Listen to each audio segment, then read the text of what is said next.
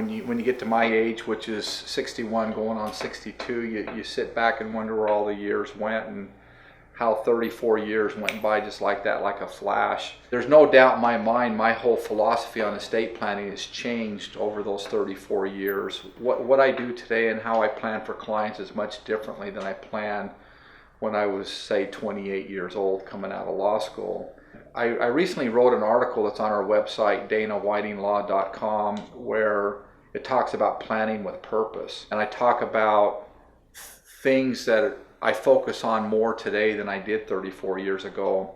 And let me just kind of give you a taste of what would be a kind of planning for purpose. First thing I talk about is my clients prefer to plan to leave their kids a legacy and not just an inheritance. If you leave your kids an inheritance, you basically die, the kids come to town, they collect some assets, everybody leaves, and then what happens with those assets over the next few years? And I think statistics show that most people would probably burn through those assets within a year or two after they receive the inheritance.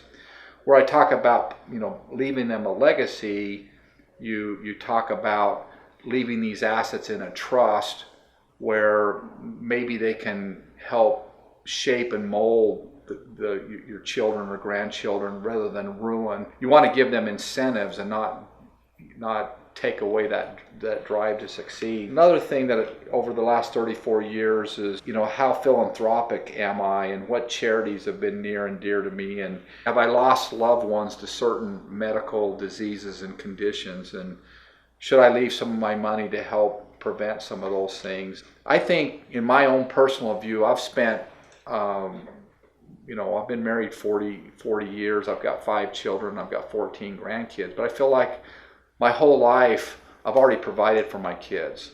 And so now it's more important maybe to think about the grandkids, or it's more important for me to think about charities. What family values are important, and what can you do in a trust to foster those family values using the trust?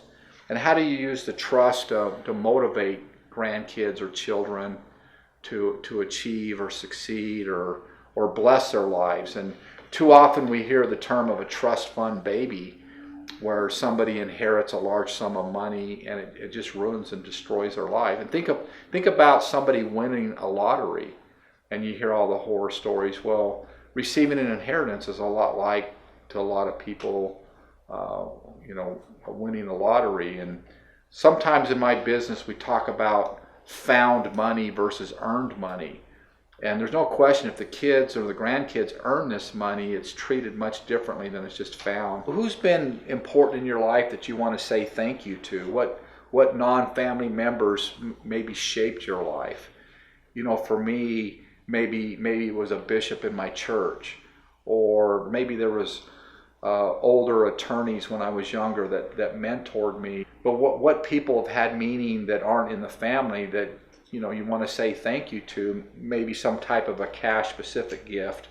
The last one I touch upon, I think that in my early years there wasn't enough discussion on who was going to be in charge of the estate, who should be the executor and who should be the trustee.